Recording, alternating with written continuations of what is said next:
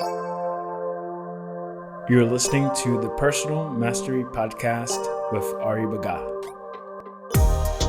interviewing CEOs and executives who are performing at the highest level in their industry, working purposefully towards a vision in alignment with their values, and in a state of constant learning about the self. Welcome to the first episode of Season 2 of the Personal Mastery Podcast. And in this very first episode, we have Maria Molland, who is the CEO of Thinx, a feminine hygiene brand behind the leak-proof underwear brand.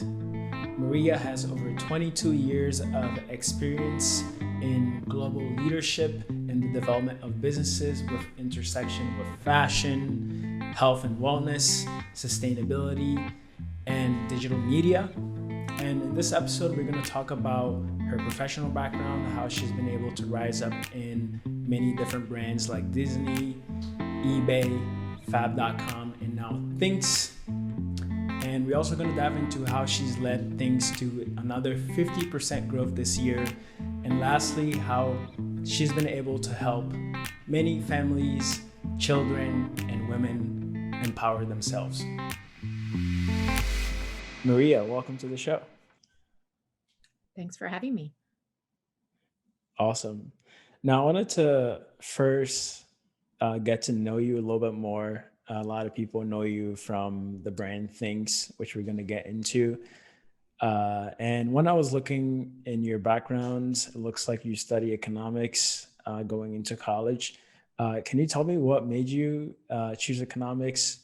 Is that something that you were always interested in growing up? No. I grew up to two parents that were, hippies. And I was very much brought up that the only, thing that really mattered was liberal arts. And English was my first major. I was going to be a writer. And then I took a class at Northwestern that I just really love macroeconomics.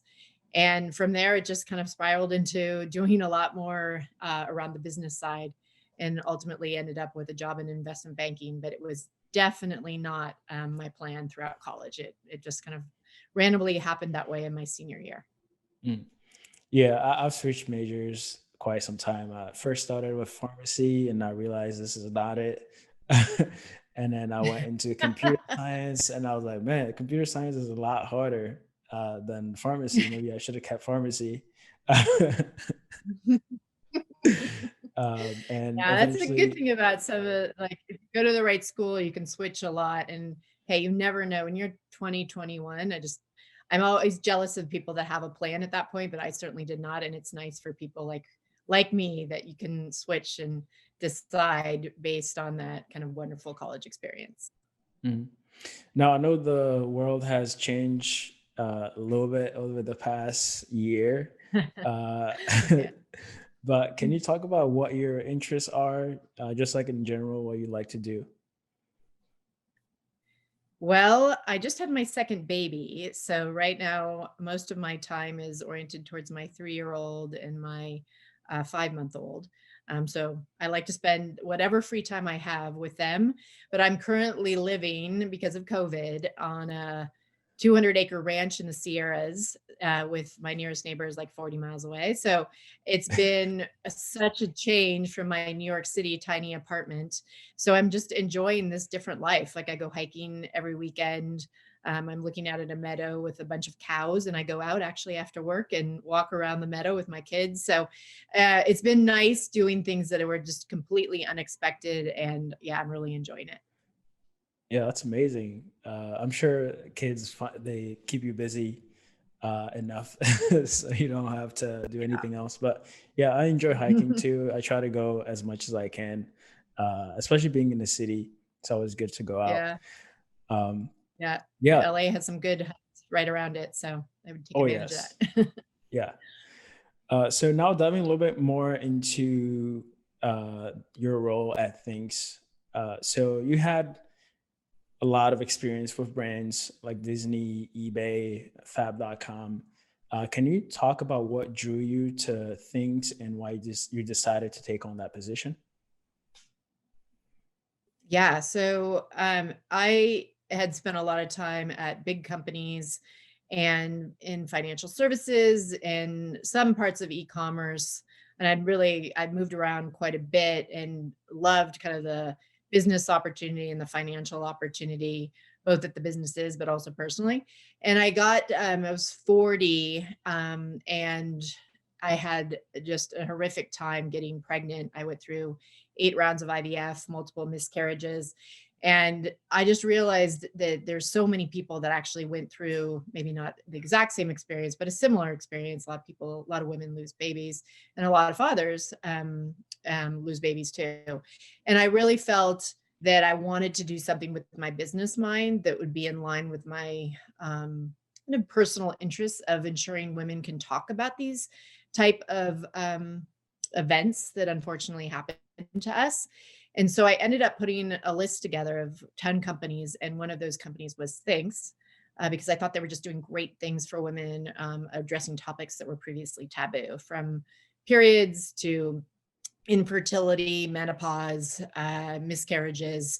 All of those things are not taboo here. And so I wanted to be involved in the company. I actually didn't think about being the CEO. I just wanted, board membership, or even just being a C level and being involved in the company was interesting. And so actually 2 days after the birth of my daughter, the board of Thinx reached out around the CEO role. So it just ended up being very, very fortuitous. Yeah, two great news in just 2 days. So that's amazing. Right, exactly. Uh, yeah. Now I don't know anything about periods. Well, I know what periods are, but obviously I don't know what it feels like to be in a woman's body. So I'm gonna try to have uh, this conversation about what Thinks is all about. But to get started, can you give a quick overview about what Thinks is and the problem that you guys are solving? Yes. So the feminine hygiene space, just in general, there hasn't been any innovation since 1930 with the invention of the menstrual cup. And so the goal here was to innovate in a space that hasn't seen much innovation, because we all deserve better products. The products that exist today are bad for the environment. It takes 500 years for a plastic applicator as part of a tampon or a pad to decompose. And we know climate change is a massive issue. Secondly, women are very much are concerned about the levels of chemicals in traditional disposable feminine hygiene products. So our product solves those two issues. So actually three issues. One, it's innovative. It's reusable underwear. So it looks and feels like regular underwear, but there's technology built inside of it that replaces pads, panty liners, and tampons. And we have three lines or three brands. One's Thinx for periods, Speaks by Thinx, which is for incontinence, and then Thinx Between, which is our sub brand for young girls ages 8 to 14. Mhm. Yeah, one of the things I really like about the brand is how transparent you guys are, even about the manufacturing. Like you talk to a lot of brands and everybody wants to hide like how the product is produced, etc. But right on the top navigation of your site, you have manufacturing and you walk them through like how the product is produced, who's making the product, etc., etc. I think that's really amazing how you guys are showing exactly the whole entire process of how like the product gets produced. I think it gives the customer a lot of confidence in actually buying the product. And I've talked to your chief brand officer and who's amazing. And you guys always are about empowering women to talk about these topics, right? So can you Right. talk about how like through the product you guys are doing that?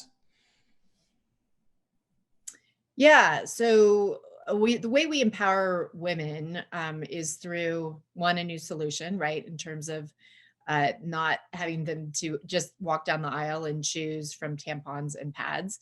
But the way that we empower women too is that the use of our messaging, the use of our creative, the use of the models, they're very broad based, they're very diverse. And that's really important to us because our point is that any woman or any person with a period really should be able to use our product. That is very, very important to our brand ethos and to us as a culture. And that's always been the case. And now we're expanding internationally as well. And we still have that mantra. Like, we really want to encourage people to think that we're all different, but in some respects, we're all the same. We're all human, right? And all people with periods have those things. And so how can we make those experiences better for them and make them feel like they're unique and they have a solution that fits them? Mhm. Yeah, that makes a lot of sense. And going back to being able to have that conversation, uh, like women in general, like, can you talk about why, like, obviously, like, we know, and you don't have to be like smart to know, like, every woman has period. Like, why Mhm. is it so like, I don't know what the right word to use, but why is it so like weird for people to think about like other people having that conversation, or just like in general talking about periods? Like, people are just like, you know, don't want to Yeah. hear about it. Yeah, can you talk a little more about that? Yeah. I think it goes back to when we're little, right? And the fact that, I don't know about you, how you went to school, but we had like separate classes for girls to be taught about periods and for boys to be taught about something else. And I think that creates the sense of, for young children, what is the other sex learning? And then, of course, that pokes fun at what that other sex has, right? So in this case, boys making fun of girls for having a period, not because of the fact they have a period, because they don't understand it. And so I think that's part of what we're trying to do, is make it much more of an approachable topic for young kids as well. We have a give back that's about education in schools at that age, to make it across both sexes, because if we can solve it there, that breaks the taboo. And I think it also ultimately changed the culture around this. I do think it started to happen. Like, you do see women much more apt to talk about periods, but I think it's in line with a lot of the feminist topics that have become much more approachable, the Me Too movement, et cetera. So it is happening. I think we've helped accelerate it to some extent, but there's a lot of other companies that are in the femtech space that are doing something similar, which is great. Mhm. Yeah, I think the education part is really important. I mean, personally, like, I didn't learn anything about periods until like I was like after like high school, and like I had to like look it up myself when I was like hearing like people talk about it. It's something that never like came up in like school or anything like that. And I can just Mhm. imagine, like, if you don't know anything, like how like normal it is, like the biology of like how it even like happens, like it's, yeah, I think a lot is something that like we don't get to learn. And honestly, like, there's a lot of things that we don't learn that we should be learning, which then even like topics like money, right? You don't learn about credit or different things like that, that you Mhm. should That's learn. And then it makes it right. really like weird to even like have a conversation about it. So, Right. so yeah, Yeah. yeah. Right. Yeah. Mm. So going more into like the brand, right? Obviously, you guys have grown a lot. You have tons and tons of customers. Can you talk about what the process has been like for building the brand, especially because like a lot of people think about like bringing brand and Amazon, and like how Amazon copies a lot of products that brands like you are making, Mhm. and how that plays into like your customer acquisition. Mhm. Yeah.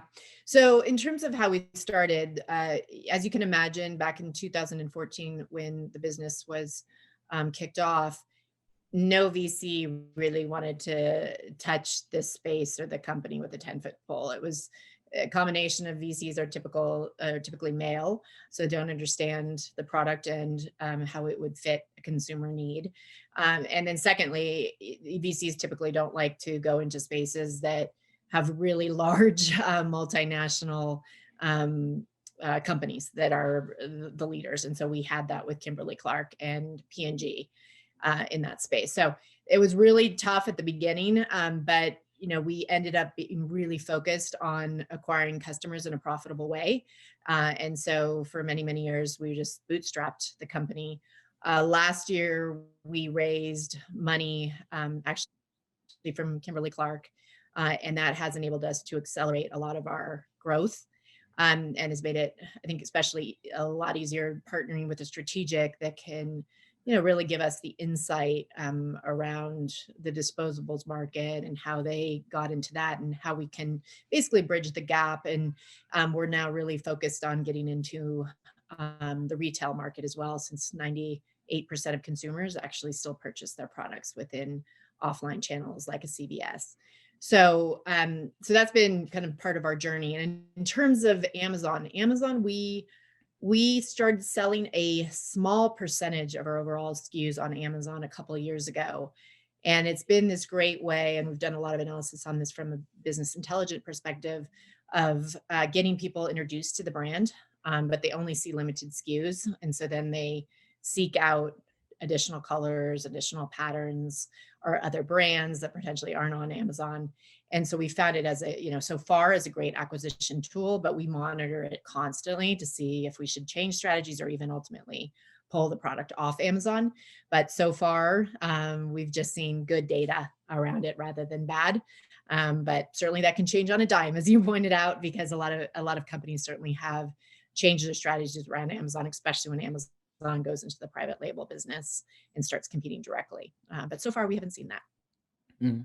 Yeah, I've heard just tons and tons of brands like mention like, hey, we're selling a lot of our product on Amazon. Next thing you know, there's another version of the product that's out, and then Yeah, sales started going down. So yeah, well, yeah, it's good that you guys are exactly. in that position at all. So yeah, I wanted to talk more about your acquisition strategy.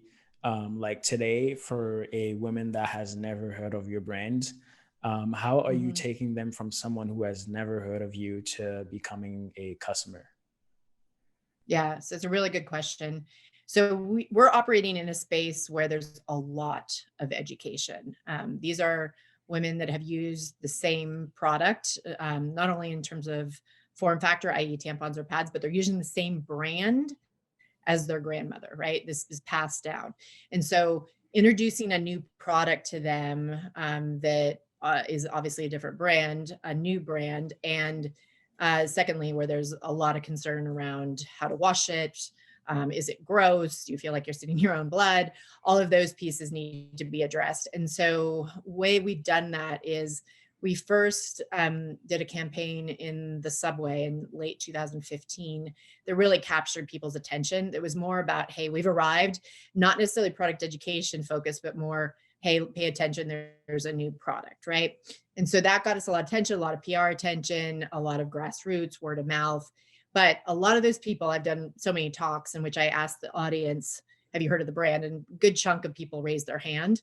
But when you ask them, have you purchased the product? Very few people would raise their hand, right? And so we, about 3 years ago, embarked on a real focus on product education.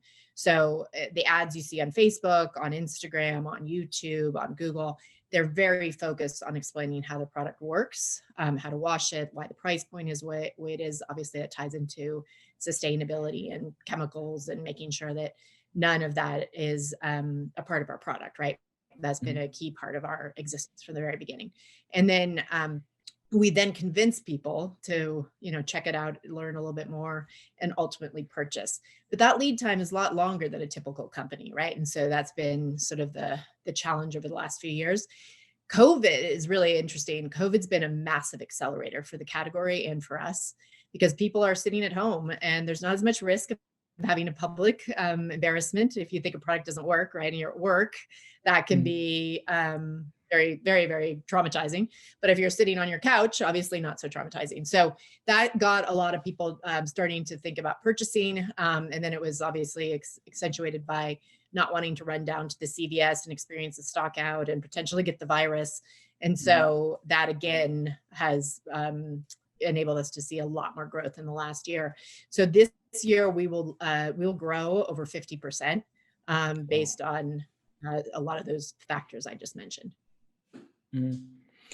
And yeah, speaking of staying at home and taking calls, there was a survey that 10% of people on Zoom sessions aren't wearing pants. So they're probably in underwear. Yes. So I'll have to quote that. That's a good one. Yeah, so yeah, I can definitely see that, like people not having to go to public places, especially work, where this is something that is really important to take care of, right?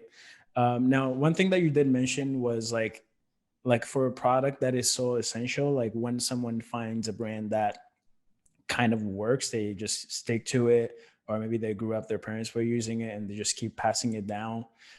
So for you Mhm. to be able to get someone to a new product, there definitely needs to be a lot of education on why the product is better.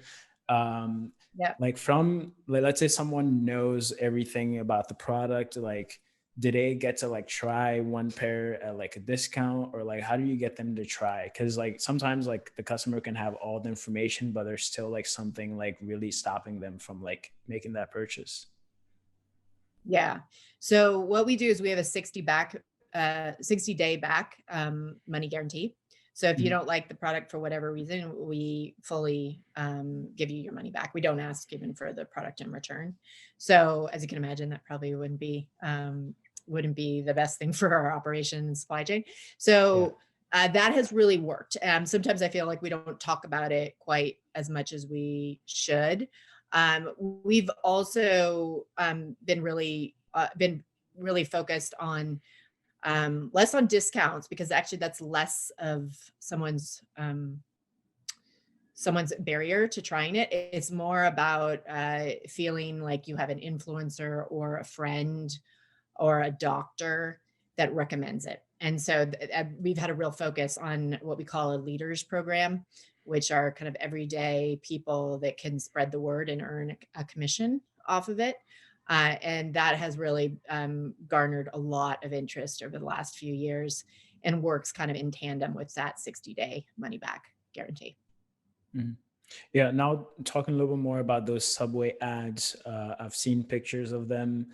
They were really like out there. Like it's very hard to miss them. From someone looking at that ad, like, do you think people are thinking, "Oh, like this is like too much," or is it just like enough, um, getting your attention enough to want to know more about what the company is about? So it was definitely done to create attention and say, our brand has arrived, pay attention to us, like not even a question. But it was good done for a good reason, not just business reason, but also these are topics that should not be taboo, right? They're just completely natural. Mhm. And you look at subway cars and the number of ads that I used to see. Now that I'm not in New York, I don't see them quite as much, but there's apples and oranges and lemons representing breast augmentation, right? And that is not natural, and that people feel somehow pretty comfortable talking about that, but they Mhm. don't feel comfortable talking about something like period. So it was done for that reason, but I think it's a very good reason. And I think ultimately people didn't think it was, I mean, I think some people I'm sure thought it was too much, but the vast majority of people thought, oh, that's interesting. I'm going to pay attention to the brand. I actually thought the imagery was beautiful. I love the overall intent. And so again, this goes back to my point of it caught people's attention. People heard of us, and then we followed it up with product education over the last 3 years, right? So that doesn't work to convert people to actually purchase, but it does get you to, if your objective is to get to be known and known in a Mhm. positive way, you don't want to be known in a negative way. I think it did achieve that. Mhm. Yeah, and like talking about being bold, like for a brand that is thinking about doing something that bold, and maybe they're thinking about, okay, what if this has like negative PR instead of positive PR? Can you talk about like what steps to take to ensure that like they could be successful at doing such a bold campaign? Because like obviously like we know like, not everybody's gonna like you, some people are gonna like you, some people are gonna hate you. Is Yeah. that like that approach that you're taking? Yeah, I think listen, we didn't do it back then, but we'll say I took over as CEO about 3.5 years ago, and everything we do now is very much based on data and consumer insights. So we run the numbers around whether or not our target consumer, it might not be our current consumer, but our target consumer, what will turn them off and what will pique their interest. They might not like it per se, but what will pique their interest and down the road be more interested in purchasing. So we look at it that way. And I will say too, we do it per market. So some markets are going to be much more progressive than others. Mhm. And so we do change our marketing slightly to still in line with our brand values and culture, but you can tweak it slightly based on the consumer need. So basically, split testing in different areas to see what the response is, and if it's working, then take it on the scale. That's right. Yeah. And we do a lot of both quant and qual research prior to launching, especially like TV campaigns, like big, for digital campaigns, we're willing to do more small tests, right, with local audiences. But with big campaigns, yeah, we do everything kind of post launching the actual campaign itself. Mhm. Now, diving a little deeper into customer acquisition on YouTube, if you type in things, there's a lot of women sharing like their videos and reviews about the product. Can you talk about like Mhm. how that's helping with customer acquisition and how you've been able to get so many women, which just looks like just like the average person just like reviewing the product? Is there like a strategy that is this something that was intentional, or is this something that just came as a byproduct of the product? I would say it was somewhat intentional because that was in many ways why we launched the company was like how ridiculous it is that this is still a taboo, right? And so we knew a lot of women would feel the same way. So of course, if you're launching campaigns around that, more women are going to talk about it. And we've done a lot of things even since then. Around menstrual equity, we actually put we projected on the Brooklyn Bridge and the UN Tower around the need for menstrual equity and the end of period poverty. And that got a lot of attention, right? And so people started talking about our brand in that context. We're constantly looking at other ways of getting people to chat about us and our product. But I will also say that if we had a product that didn't work, I'm sure people wouldn't be so interested in talking about it. I will say, like, our product really does work. Like, I was a customer prior to becoming CEO, and what we see is once we get people over the hump of purchasing, they stay with us because they're just like, wow, this product really does work. It feels like I'm just in my underwear, right? So it's not as uncomfortable as the products I used to use. And so that I think certainly helps. You can't expect to have a strategy of people spreading the word about you and what your campaign even represents if your product doesn't work. So you have to have both things. Like how do you go into a space that's more apt to have people talk about you? How do you create the campaigns that enable people to think about talking about you? And then how do you have a product that ensures they continue talking about you after they try it? Mhm. Now, earlier you mentioned going more into retail. Obviously, with everything that's happening and with retail stores closing, is this something that's still like you're interested in? Are you interested in like having your own stores, or is that something that you've already done? Yeah, so definitely we're investing a lot in retail. The reality is Target's had one of its best years.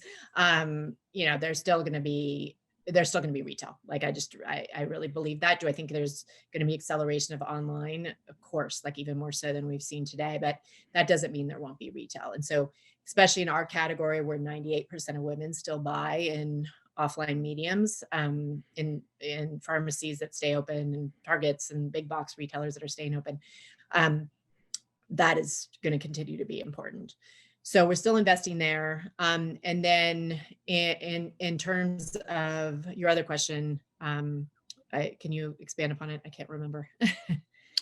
Yeah, honestly, I was just listening to what you're saying, and I think the second part of like, okay, retail has been affected is that something that you guys are getting to? And the second part was, do you have your own stores, or is that something that you're I looking know. to do in the Yeah. future? We did. We were looking at that a couple years ago as part of our long range planning process. And ultimately have decided no, I don't think we will do it. And the reason is it's very expensive. Mhm. With COVID, it's almost made it even more expensive, right? Because we're not going to be, at least when we're not an essential business, which, you never know when that's Really? going to come back. So I don't think they would view our particular store as an essential business. Would view pharmacies as essential and, CVS, but I don't, it wouldn't be, I think they would view us as an apparel store, right? Wow. We could probably counter that as much as possible, but they would be it could be difficult to win on that one. So, but regardless, it's an expensive proposition. We don't have a ton of SKUs to fill up an entire store. So we're a startup and we need to, focus on our bottom line. And I really believe that partnerships is the way to go. So whether or not that's working with, the Targets, the Walmarts of the world, or smaller ones that potentially could be apparel stores, but we take a section of it, right, that is about where we pay a little bit of rent. So those type of things are interesting, but taking all the risk around a full store for us, I think it's just too much for us right now, and especially given what's happening in the world in the retail space. Mhm. Now, there's been a lot of support from the beginning, right? With all the ad campaigns, all the PR, and everything else.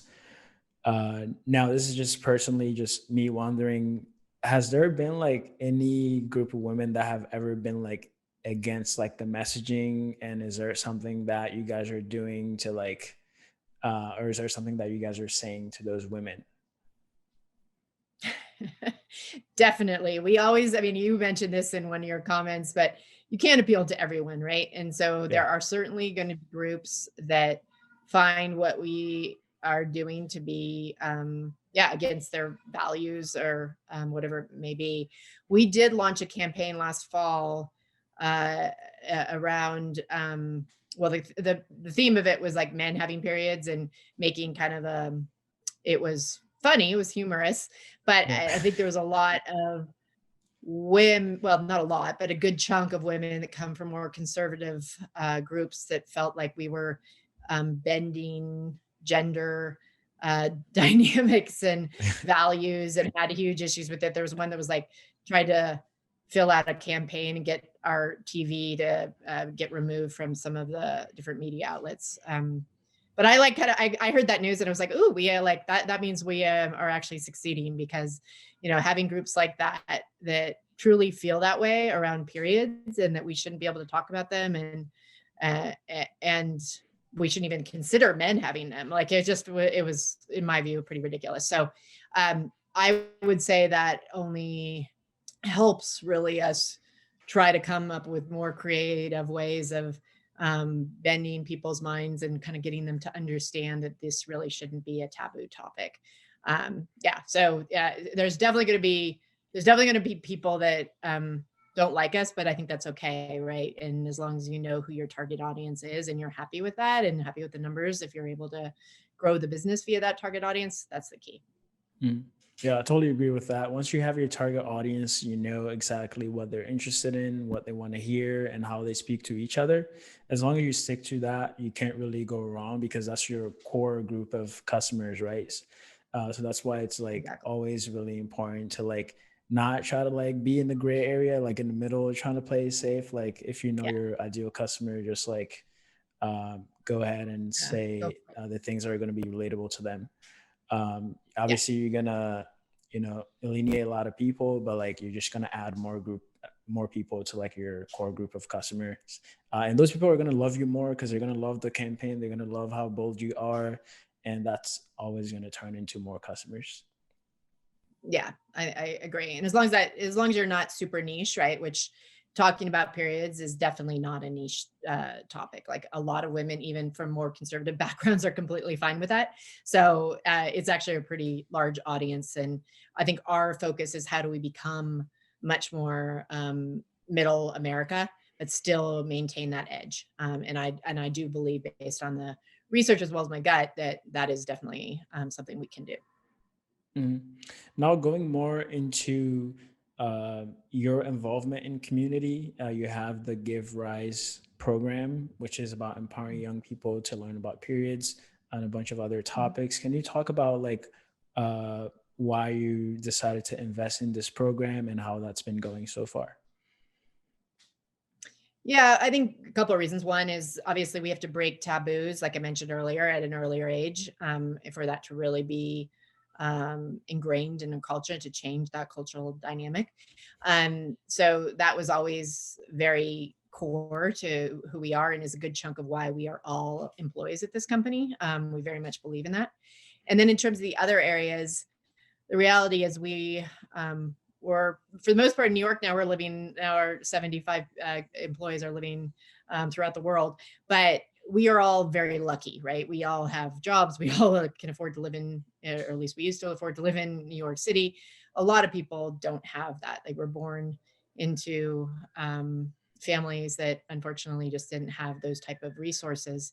And there's lots of reasons for that. And so we want to be able to give back. And so my view on this is like, how do we help people through um, talking and using our brand to highlight, especially the need to end period poverty. I mean, there are so many girls in particular that their families can't afford to purchase disposable feminine hygiene products when they get their periods. So they're literally missing school, not only in developing and emerging economies, but in developed economies as well. And so that is something that people just don't talk about enough. And we want to play a role in solving it. We can't solve it ourselves, but using our voice, we can at least be activists to try to get more people to pay attention to this issue, donate products, support organizations that are giving money to these NGOs that are helping these groups. So, that is so key, I think, to our culture and to every employee here.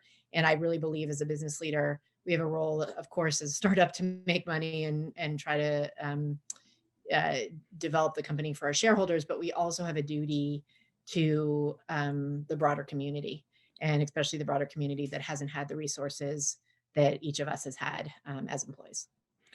Yeah, that's something that I truly believe in because when you live in a city, it's very easy to forget where there's like everything. We're in New York City, LA, or any big city. It's so easy to Yeah. forget like when everything is around you that like a lot of people still don't have like just like normal uh, essentials or necessities that we take for granted. So I really like the fact that you guys are actually investing and helping kids learn about these topics very early on. Because, like I mentioned, like I grew up like I never heard anything about these essential topics that you grew up needing. Uh, you realize like this is something that you should definitely know and be Mhm. talking about with friends or family. Even like with the families, like parents, it's also like a really big thing where like even my parents, I can even have a conversation about sex in general with my parents. It's just like, oh, those are one of those things that you never Yeah, talk about. absolutely. It's like so weird. Yeah. And it's just like a Yeah. normal conversation. Like if you know the science behind or your biological composition, that's how your body works. Why is it so weird to have this conversation? So I think it's really important for not only kids but also parents 100%. Yeah. about those Yeah, things. we actually, it's a really good point. We put together, when we launched Thinx Between, which is our line for young girls, we launched a series of content on YouTube for parents to be able to have the conversation with their girls as they were getting their periods, and for a lot of dads, right, that don't have a wife or a female partner to kind of help relate to that conversation with their kids. Like they need those tools too, right? And so I think it's a really good point. It's like, how do we, as an organization, make it easier for kids via their parents as well? And so that has been a big focus for us as part of our young girls line. Yeah, I definitely think parents should definitely have it because like even today, like it's like I'm sure everybody has been like through this where like you're watching a movie and like people just like start kissing and I have to like look away because it's just like so weird to even like think about having a conversation about those things. So I think like if parents are able to teach their kids that hey, like this is normal, I think will definitely go a long way. And I think that's something Yeah. that because we were kids, we weren't taught, then we grew up, we think it's weird, and then we don't talk to our kids, and yeah, Yeah. so it's a whole. Gotta break the cycle. Yeah. Yeah, That's exactly. right. All right, now one of the questions that I wanted to ask you is more like a personal question. Obviously, you have a lot of experience. You've been able to grow and rise up the ranks in the retail e-commerce space. For the women out there that are also looking to do great things, is there like any advice that you can give them? Yeah, I think the first thing that I wish I had discovered a lot earlier in my career, I mean, I was 40 when I joined Thinx, and It's definitely been really hard. Doing a startup is incredibly hard, and it also fluctuates week to week. But it's interesting. It's almost like addictive. And I will tell you that the thing about it that it's been so wonderful for me is that I'm working on a product that I just care so much about. And I care so much about it because we have to solve this problem around climate change. And I'm not saying like what I'm doing is going to solve climate change, but I'm playing a role in improving it, right? And I think the more I get to spend time thinking about it too, it lends my network to start, really solving bigger problems around climate change, even outside of things, which has been wonderful. So I give that advice in the context of I wish I'd done it earlier because my career has been very interesting, but I have to say I never really liked it as much as I like it now. And I wish I could have spent more of my career doing that. I wish I had discovered this when I was 30 rather than when I was 40. And it would have, yeah, I think it would have changed. I probably would have been even better and moved up faster because I think when you like something and when you enjoy doing it, it's not a grind. You're going to be much, much better at it. Right. And you're going to enjoy the whole process. So I think that would be my number one advice is find something that you are passionate about as early as you can. And if you can't figure it out, just keep trying lots of different things until something sticks. And don't give up. And then the other piece is, I think, which is really tied into that, is I think a lot of people, but I think in particular women, we try to be so perfect all the time and keep everything together. And I think we got to get rid of that. Like, as much as it looks like from the outside, that I have this, I have people come up to me all the time and say, "Oh, you have these two beautiful kids and, this great job and da da da." I mean, I am literally feeling like I'm barely keeping it together. And I'm screwing up things left and right, like, believe me. So I think the point is that no matter what, like, just let things go. You can't be great at everything all the time, and focus on one thing. For a year, focus on doing one thing really well and let the other things go. And the next year or 2 years after that, you can switch, right? And, perhaps in 2 years, I'll be a better mom than I have been over the last few years when I'm trying to like do everything at the same time, probably putting a little bit more emphasis on my business. And that's okay. So I think that's the key point, is just like we need to all give ourselves a break and not worry about being perfect all the time. Yeah, that's definitely great advice. And are there like certain routines or things that you do that keep you sane? Obviously, as a CEO, you're very busy. You have kids that you're dealing with, and even like Mhm. me dealing with my little sister, that was like, it's not even my kid, but it was like the hardest thing to do because like kids are. Uh-huh. Yeah. So Yeah. yeah, are there any routines or things that you do? Yeah, I mean, I'm a big outdoors person. I grew up in California, so to me, fresh air and no matter what that is, like I used to be a big runner. I run not that much anymore, but now I do a lot more hiking. And I think that you got to figure out the way to just free up your time, free up your mental space. And so for me, again, that's outdoors. It's time with my kids. It's merging those two things as much as possible. I'm also a big reader. I haven't had a lot of time recently, so I'm now addicted to Audible. And I like literally listen to Audible all the time, even in background, and I catch a little bit of these books that I've been wanting to read for years. So that I think keeping informed and feeling like you have an outlet that's different than work is just really key, at least for me and probably for most people. Yeah, I love Audible too. And it's funny that like a lot of readers actually hate on Audible and they always say like, oh, it's not really reading because like it's like an audiobook. But anyway. I've had numerous people tell me that. I'm like, well, the alternative is not reading, so I'm gonna this one. Yeah. Yeah.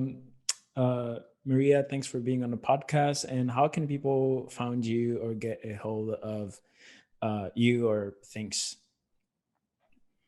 Yeah. So You can find us in a bunch of retailers, including Nordstrom's. But the best way to find more information about our product as well as buy it is www.shethinx, so SHETHINX.com. Now, I have one more question that I want to ask Maria here. And this is going to only be on YouTube. So if you're listening on Spotify or iTunes, please head over to YouTube. And this final question is, are there any brands that you love or envy, and why? Gosh, that's good. I really love Rent the Runway. And the reason is I'm a huge proponent of not buying clothes or buying clothes that are as much as possible reusable, are good, as good as possible on the environment. Just the impact of clothes on the environment is horrendous. So I think Rent the Runway is just, I love what they're doing for the environment. I also find their product to be absolutely fantastic. I can't wait to go back to using it once I get back to an office. Right now it's kind of pointless since I'm pretty much sitting in my office all the time. But I love that one. I think the Real for similar reasons. They're high-end reusable clothes. Tesla for similar reasons on the car side, and Apple, like who can argue with Apple? They're just the best design, best kind of products. I adore them. So I guess those would be a few. Those are some amazing brands. Well, Maria, thanks again for being on the podcast. Thank you. Thanks for checking out this episode of the Personal Mastery Podcast. If you're listening on iTunes or Spotify, please follow this podcast and leave us a 5-star review. If you're watching on YouTube, leave a like, drop a comment, and subscribe to this channel for more episodes like this. And as always, thanks again for listening to another episode of the Personal Mastery Podcast.